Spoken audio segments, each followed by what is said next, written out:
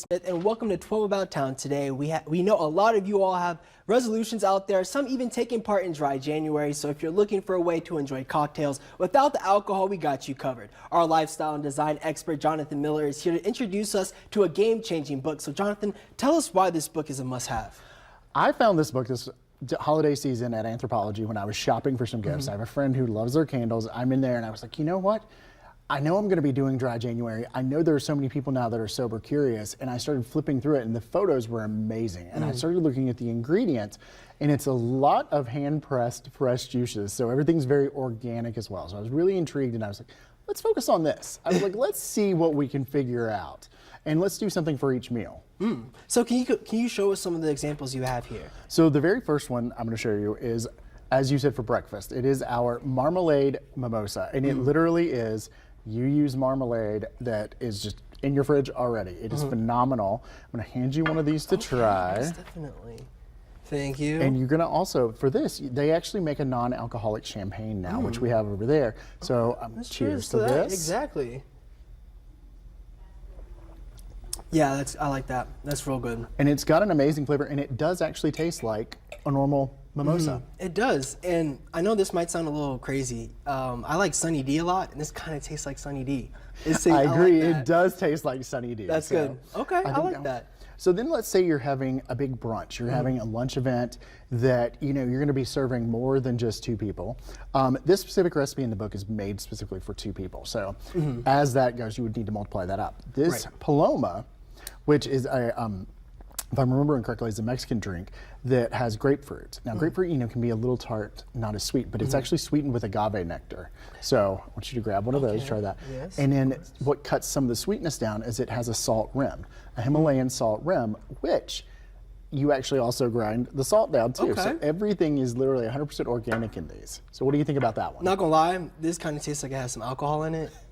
Like I'm like, oh, I might need to stop myself, but no, this tastes like the real deal. This is really good. I like this one too. And it comes in with the seed lip.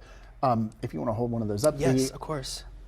The alcoholic-free spirits, which are made with fruit and different spices and distilled. And the gentleman who created these, he found a book in London from 1651. Wow. And then he created these spirits. And so, like you said, it does taste like there's actually real alcohol in it.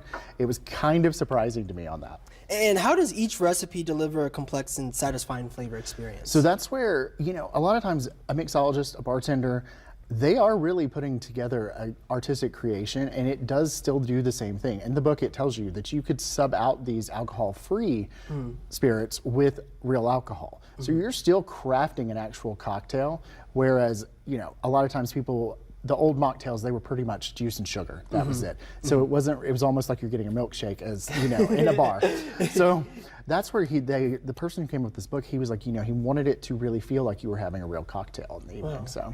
And where did you get all these non-alcoholic beverages as well? So actually, you can order them on Amazon, which if you go to my blog, I have everything listed there. So if you don't want to go out, but I actually went to Total Wine and More and purchased all of these in town.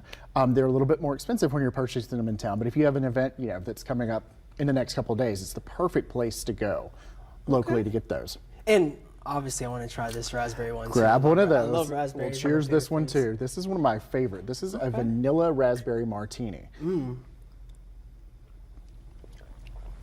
Yeah, this one, I think this one takes the cake. I like it's pretty amazing, isn't it? And then also, it still tastes like a regular martini in that. And that's where the way the recipes are done, it is a full craft. And I like the zing this one has. The sweetness is there with the raspberry in the beginning, and then you suddenly have that zing. So. And I feel like each one of the displays you have here, each drink tastes totally different, and also too, like I said, definitely does taste like there's alcohol in them as well too. And also too, can you also talk to us kind of about how it was putting all these together? Was it hard mixing all of it together? Talk to us about that. I will say there was a lot of work that went into these, and I knew from the beginning when I read the recipes, I was like, there's no way that I can do this on air, because you're using a juicer. You are actually, this is a lot of grapefruits to get the juice out of. And I did it with orange and then everything else. So I was kind of shocked. I was like, okay, there is a lot of work in it, but as you can taste, it's well worth it because it does taste very fresh. I mean, these almost taste like we're on a tropical island. And when we're about to have a big snowstorm, I thought this is kind of a nice thing to have. So before this snow, run out and get your ingredients and you can start creating things from scratch. I feel like if I was at a restaurant and you brought me any of these drinks, I would definitely think that there's alcohol in them, but 100%. they don't. But they don't, and they do have that different taste to it as well too that kind of sets it off as well. And I think that's important because there are so many people who are sober curious now and they just don't want to partake in regular alcohol. But they want to go out to dinner with someone and they want to have that experience and they do want to have, a great mixed drink.